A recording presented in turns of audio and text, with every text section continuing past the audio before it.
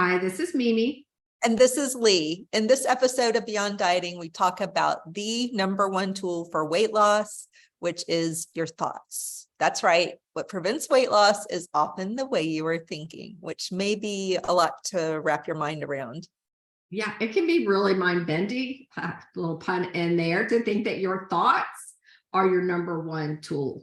But stick with us throughout this podcast, because by the end, you're going to be a believer and you're going to think, this is great. This is just the tool, because you have access to it all the time. And you have control over your thoughts, which you may not know that you have. We have to talk about that. Yeah, and there are plenty of studies that actually show that your negative thoughts about your weight and your body and yourself directly cause your weight gain. That's powerful, right, Lee?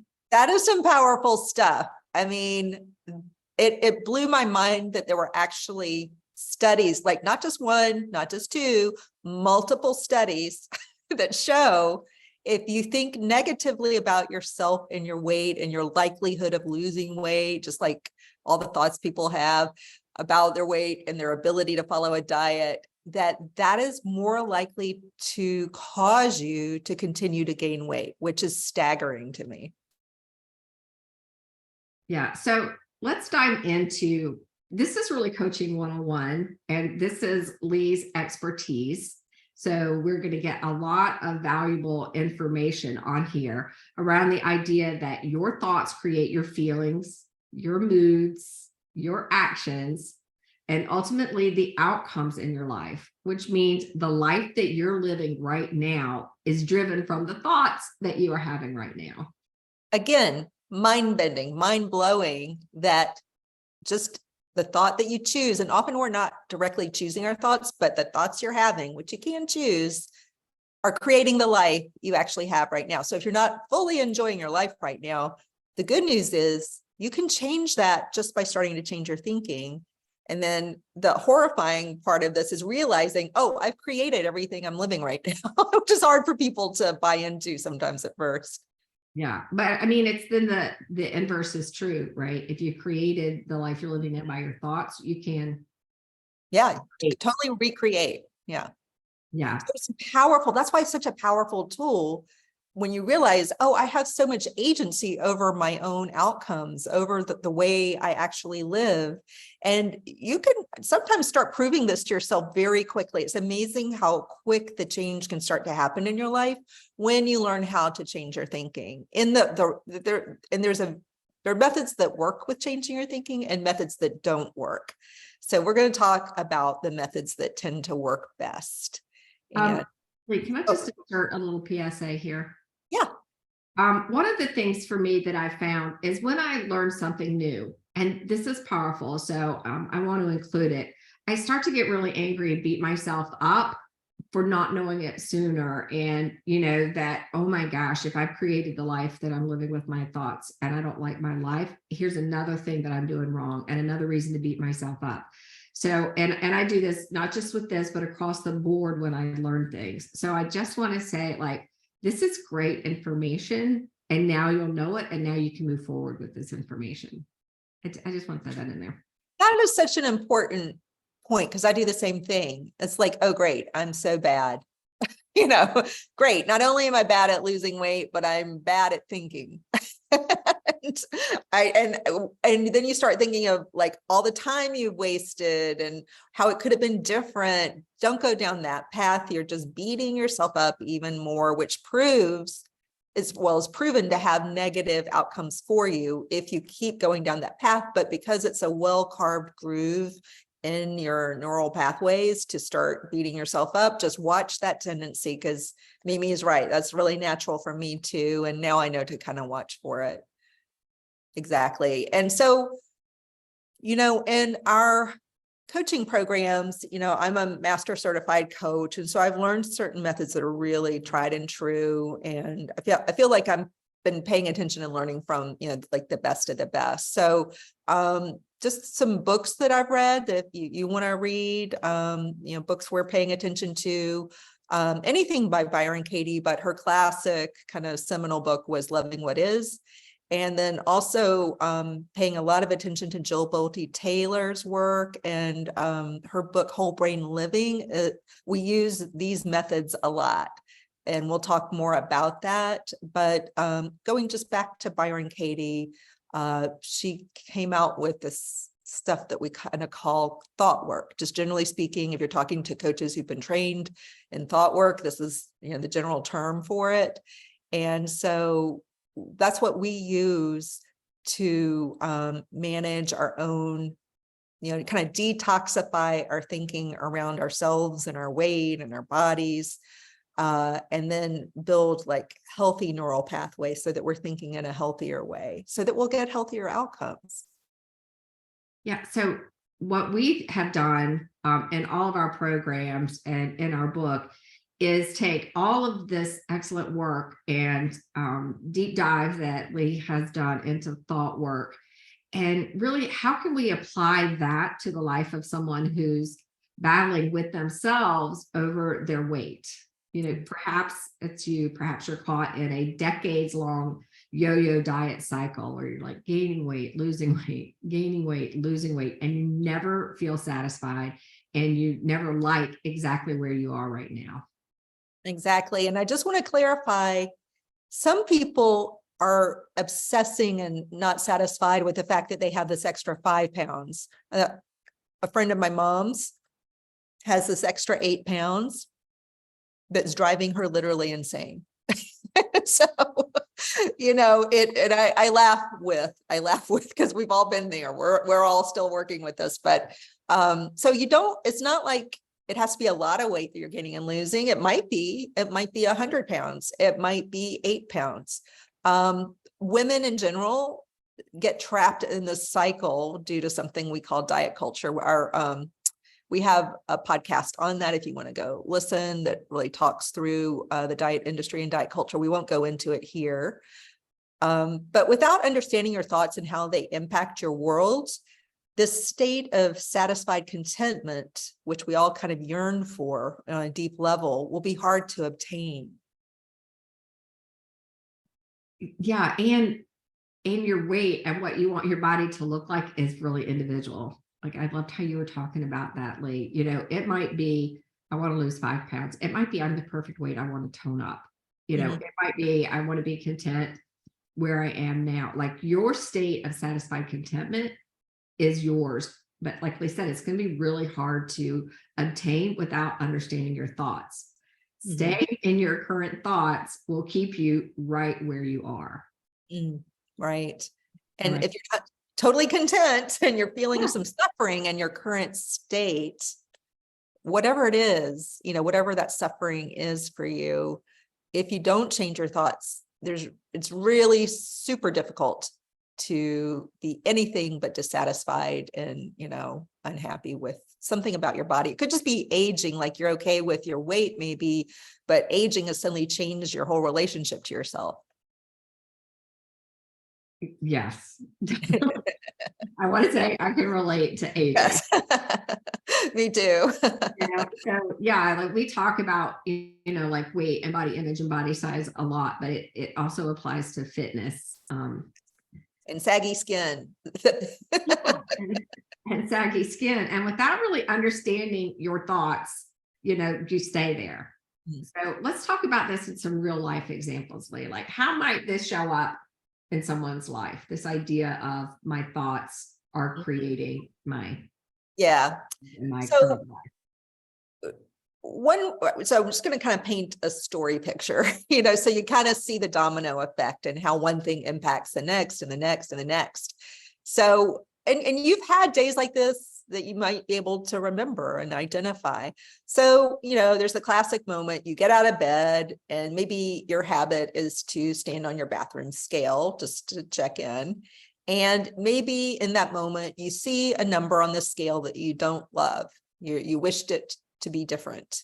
And maybe it went up, maybe it's the same, and feel like you've been trying really hard and your weight's just not budging. I can totally relate to that. And then what happens is this cascade, the tsunami sometimes of thoughts and feelings and reactions to a number, which is only data. It doesn't need to be a tsunami of thoughts and feelings and emotions, but often for women, this is what happens. You stand there, you don't see the number you like. And what is happening is that you're not just reaching, or I'm sorry, reacting to the number, you're making that number mean a whole bunch of other bad stuff about yourself, your body, your abilities to reach goals.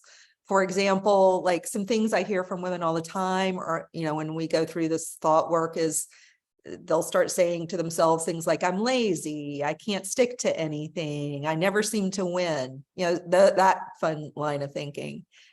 Yeah, it's endless. It's endless. Standing on a scale, Yeah. reacting to that number. I lovely how you called it a tsunami.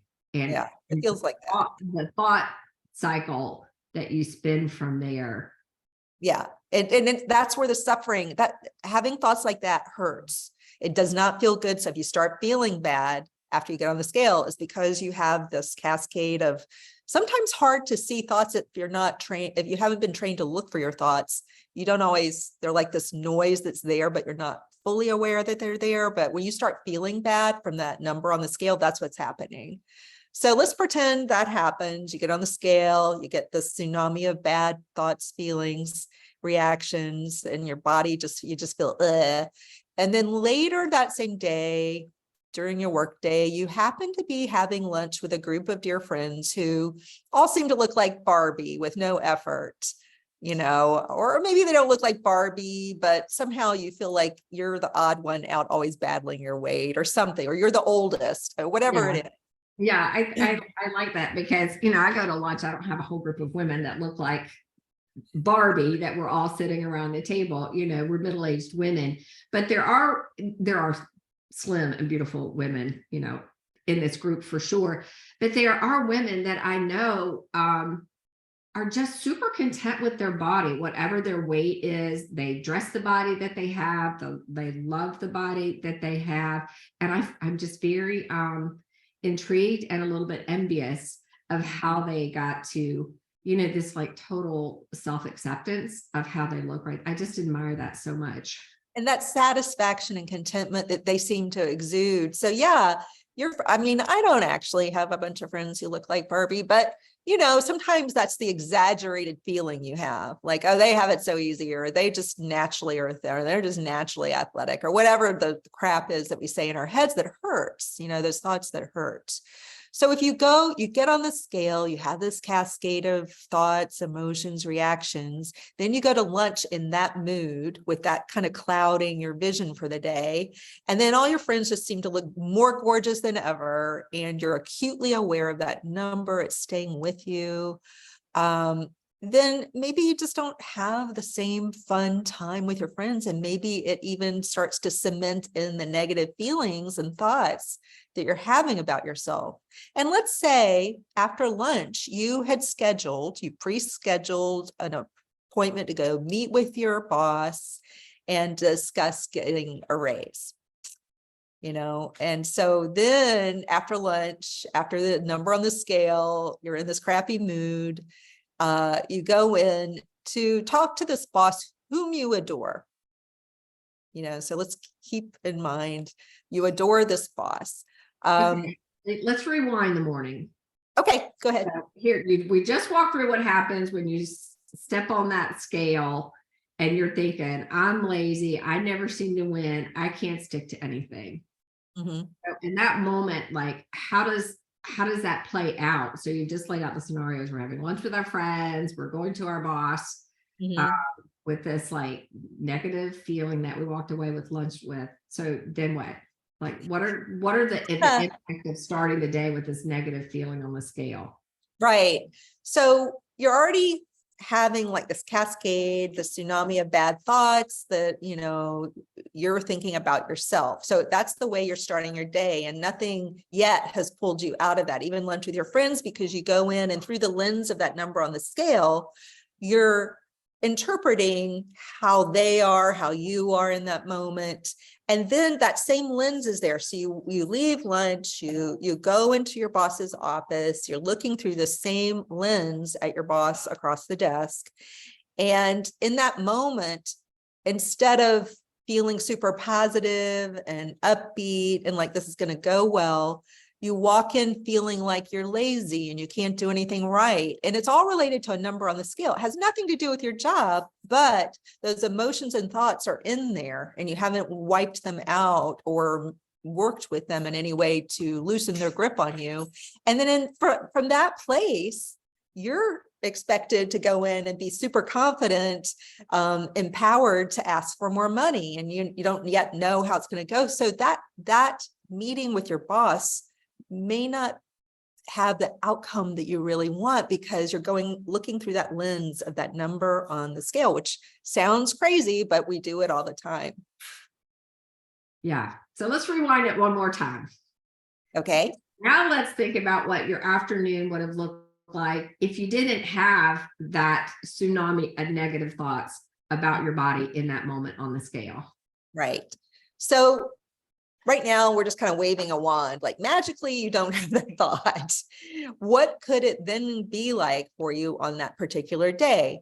Well, you're going to lunch with your friends and you don't have that same lens of I'm lazy, nothing ever works for me. You just don't have it. It's not there. So that particular lens is just missing. Maybe you have other thought, you still have thoughts, but it's not those thoughts you've chosen. And maybe you started to have those thoughts, but you know our method for, detoxifying your brain from those thoughts. And you have a lovely time with these people who really love and care about you, and then you have this beautiful, uplifting experience.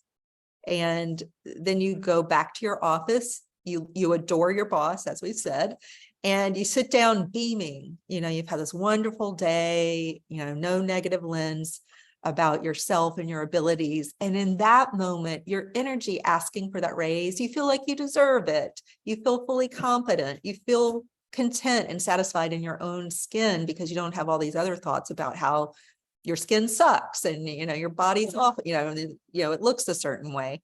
So, it can go very differently, but depending on the thoughts that you're having early in the day. Yeah. That's really powerful, right? Like just from that moment of standing on the scale and what you thought and your reaction was to that number, like those are two really diverse, outcomes. One, you go into your boss grumpy, having a hard time, feeling bad about yourself. It's hard to say, hey, I'm amazing. Give me a great raise. Like even if your boss, you love her and she's amazing, as opposed to not having that negative thought, going to lunch with your friends, coming out of that, just like flying high from this great time that you've had, with your girlfriends. And then you go into your boss and you're like, oh my gosh, yeah, great. Like you come in from a place of like really confidence, feeling good, bubbling over with all of those great feelings. Can you imagine how the outcome of that meeting might go? It's like, right. And it ripples out from there. It's not just that day feeling good, because when you create a life based on working with your thoughts, where you have this more positive outcome, because you know how to detoxify those original thoughts that may still come at you. You just learn how to detoxify. But your friends remember from that lunch how wonderful it is to be around you, because you're flying high at lunch. You're so happy to see your friends. You're fun to be with. And then maybe everybody declares like, this was so great, let's do this every week. And then you really engage with your social group more because everybody's having so much fun and you're not, Debbie Downer sitting over there being silent and broody. And so then your social life is improved. And then your connection with your boss is improved even more because they hear you, they love your energy, and then you actually get more money than you even thought you'd get, or you get the money you asked for. And that changes your life too, because then you can go on a vacation, you can pay for certain things, you have more financial security. And so it all starts with those thoughts. And it is shocking to think just my negative thoughts about myself that moment on the scale that morning could influence all that. Because that could be a very different outcome if you're walking around just like feeling super awkward and self-conscious about your body, and then that makes you behave a certain way. That those same fun outcomes may not occur, and then you're living a life you created from the thought that you had in reaction to the number on the scale. Yeah. So it's back to that mind bending thing that we were talking about at the beginning, this idea that your thoughts are creating your life. And I don't know about you listeners out there, but just listening to Lee replay like all of the things that happen and can happen in your life, I'm just like, yeah, let's go. It just like, you can't just hearing that, is uplifting and motivating and can make you feel better. And that's just her implanting her thoughts in my brain and starting because all of a sudden I'm thinking, yeah, what would I be doing if I had a great lunch with my girlfriends, or if I had a great meeting with my boss? And I don't even have a boss, but I'm just like, yeah, this is what's gonna happen in my life. And it's this idea that like coming into it with that energy, Mhm. it's just really beautiful. And I think that's why this is the number one thing, right? It is. And remember, there's studies that show this. It's not just conjecture. And we're laying out a very realistic way that days actually go. And there are different outcomes based on how you're working with your thoughts. And,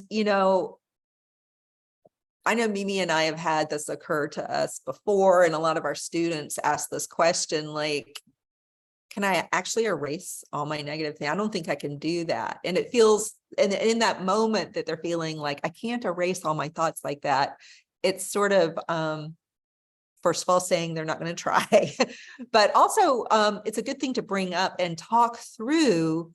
And we're happy they bring it up, because then we can talk about the fact that your thoughts, those negative thoughts, because you've been trained so well to think them throughout your life, they'll still show up. They'll be in your peripheral vision, or they may show up one day kind of hard and hard-edged and in your face. But the trick is to start to notice that these negative thoughts are showing up, and then you don't have to invite them into your day. You can learn how to kind of detoxify the thoughts and release it. And actually, there are people who really work deep into thought work say that the thought actually releases you. You don't release the thought. That's a little esoteric. But when you learn to detoxify, how to redirect in a way that actually works, because again, not all thought work is equal. Not all methods are equal. But when you learn to do it in a way that actually works for your situation, it really does redirect everything. So let's just break down what you were talking about into a real concrete, like going back to our scale, like detoxifying, detoxifying your thoughts. It's like, yeah, that's what I want. And at the same time, I'm not exactly sure what that means. So if you go back to that moment of standing on the scale, and I was like to Lee, like my thought is going to be there. One, I'm going to see the number, right? So I can't like, that number's not there because I actually went to seek that number, right? So some thought is going to pop into my mind. So talk about like detoxifying is whatever that number is. If it's not a number I don't like, detoxifying would look like what? Yeah. So, we have a whole method that's like very detailed, which we can't fully like do here, because it really does help to get coaching on this kind of thing so that you can build your muscles on it and get stronger and stronger at it. But it would look something like standing on your scale and you see the number.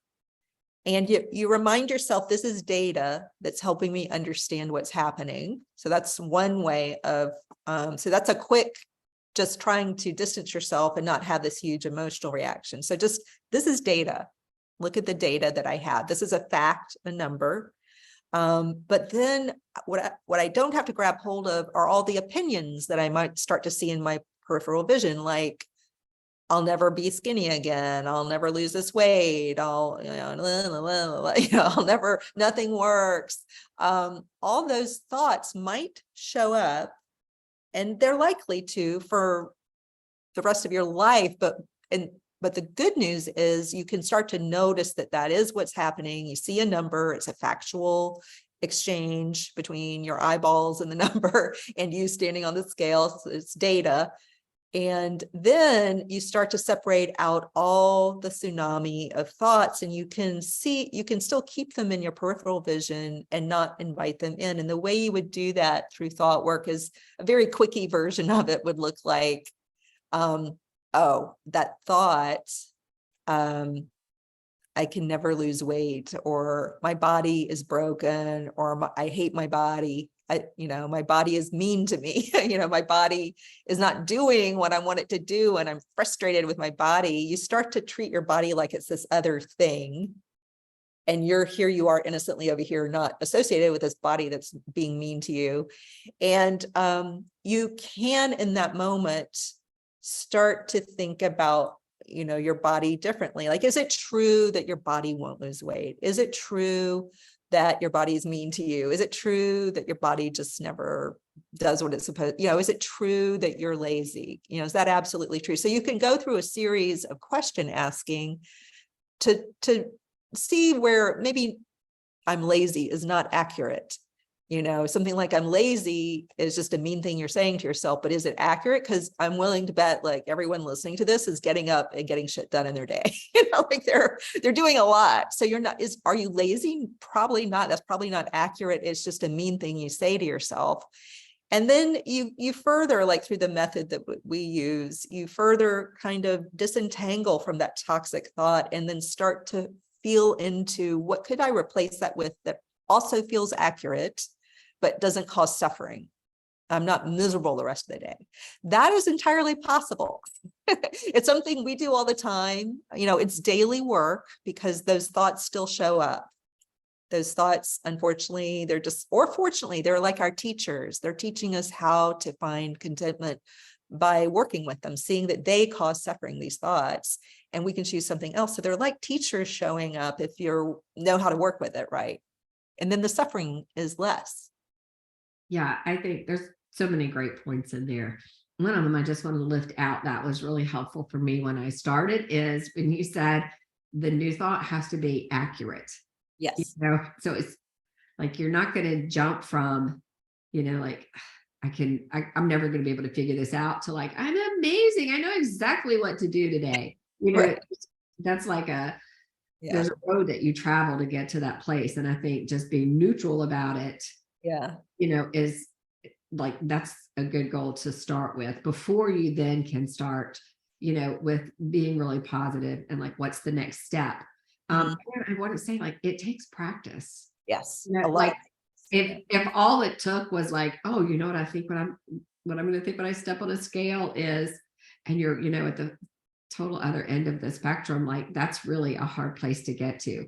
But if every day you get on the scale and you try to look at it with data, and maybe you're not a scale person. I mean, I step on this is an example. Yeah. every day. That's just an example. It's like whatever your suffering thought is, like take it from there, but the concept is the same.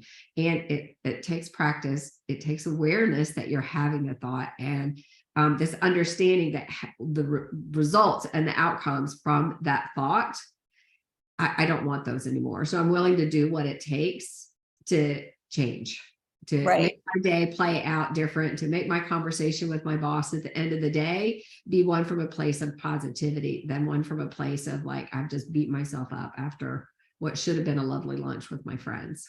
Yeah, and it could just as easily, just to like throw in a couple easy examples that people might relate to, like it could just, and I relate to this one, it could just as easily be you get out of bed and you don't do the morning body movement that you had planned or wanted to do originally. Like say you were going to run 2 miles and you get out of bed and you're like, I don't feel like running 2 miles. So that's a decision.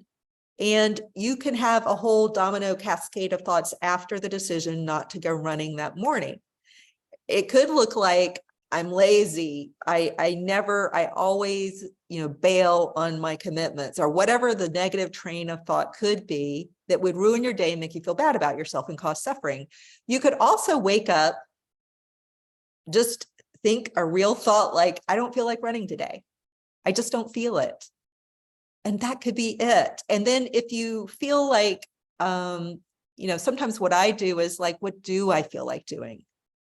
when would it feel better if I think about my day? And sometimes, even though I didn't do the early morning thing, I can decide to go later in the evening or something. But I don't even have to do that. You can just say, today, I'm not feeling it. I don't feel like exercising, and that's okay. That doesn't mean I won't do it tomorrow or the next day or the next day. I'm not feeling it, and I'm going to be kind to myself and not beat myself up for this. Yeah. And I just think, tell me if I'm right, but this idea of detoxifying your Mhm. thoughts, it just leaves the opportunity that something. So for that example, what came to my mind was, I just don't feel like running this morning. Yeah, it's that simple. Like what that does is leave up the possibility of one, doing something else, Mhm. maybe doing it later in the day, as opposed to if you thought like, I'm so lazy, I never do what I'm supposed to do. Like that doesn't leave the door open for any other outcomes but negative, right? It doesn't, there's Yeah. no possibility available from that place. Right. And remember the studies. Remember that this has been proven to be true. A lot of people think, we've encountered this in coaching, and I think we discovered we have some of this ourselves. A lot of people think the opposite. They think I have to be hard on myself or I'll never succeed at these goals. Like I have to chastise myself and punish myself and make myself feel very uncomfortable and put myself in a state of suffering, or I'll never reach those goals.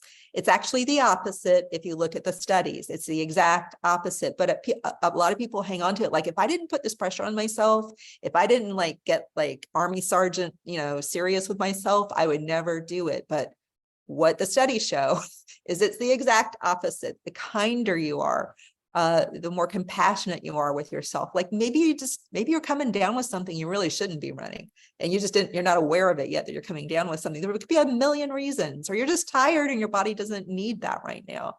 And just learning to detoxify some of those mean girl thoughts that come in can make all the difference in your day and your life. You become more satisfied and contented just by doing these shifts, these quick shifts. I love it. And again, it's why this is the key. Like it all starts with a thought, your thoughts, and your awareness of them. And so when you can learn to identify that the thoughts that are creating suffering, you can do the work to change that thought. If it's a good thought, keep it, right? It's a love thought. Yay, let's do it. Let's hold on to that one. And for me, like this is really good news. Like I just this idea that I'm in control, right? I can learn how to change and be in charge of how I feel. Right. And in our experience with the students who are in our programs where we're teaching this tool at first, and I was this way too when I was first learning it. I think Mimi was too. It's like, I just don't get this. This is hard. I get frustrated with this. I don't think I need to do this. But it's those students, and kind of like me as a student too, I'm now a huge devotee to this method because it really does work, especially when you practice it over time, and especially when you have seasoned coaches walking you through it so that you can learn it. The students who had some of the highest resistance to this tool in our programs are the biggest fans of this tool today. So you may start out a little wonky on this, where you're like, I'm not 100% sure. And it may feel hard because it sure was that way for me. But now there's enormous power in this for you. Yeah. Yeah. And I know for me, because it's work, right? It's a lot easier just to have a thought and move on, be stuck with the negativity, than have to stop, think about what it is, and again, practice makes this process faster.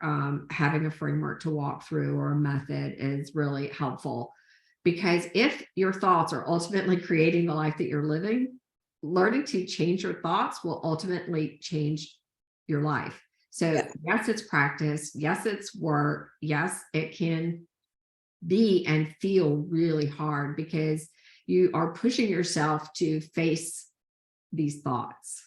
Yes. And not to be like, I just assume not run today and leave it. That can be easier than trying to Yeah. do the work to uncover a better thought or a different thought, or why am I having this thought? Yeah, I think at first for all of us, when we try this work, is there is a sting in actually taking off the blinders and looking at your thoughts. There is this initial sting, even like what Mimi referenced earlier, which is the tendency to be like, I'm so messed up. I should have done this 20 years earlier. Now I'm screwed because I'm, in my 50s and, old dogs can't learn new tricks or whatever. There can be that natural, very human reaction to starting to do work like this is to realize that you have a lot of resistance, and just beginning the work has a little sting to it. But as you work through it and stay, committed over time to bringing this practice in as often as you remember to do it, doesn't have to be every day, doesn't have to be all day long, that the sting is less and less and less. And you learn not to beat up on yourself. And then comes the more contentment, more feeling comfortable in your own skin. And you don't even have to lose weight to get those good feelings inside. You can get those now at whatever weight you are. And then you may lose weight, you may not, but your inner universe is contented and satisfied and happier. Yeah, I very seldom have had the successes that I want in my life coming from a place of punishment and negativity. It's really hard to get the big things done that I want to get done in my life, right? To live a life that feels rich and fulfilling and meaningful, which I think ultimately is what we want. Yeah. And this one thing, this key is so important. Yeah, exactly. And we pick a song at the end of this particular podcast to try to embody the spirit of what we're saying. And what we've been talking about in this last part is this idea that it's constant. It takes practice over time. You may, once you learn this tool, be using it the rest of your life. But the result is a more contented, satisfied space to be living in.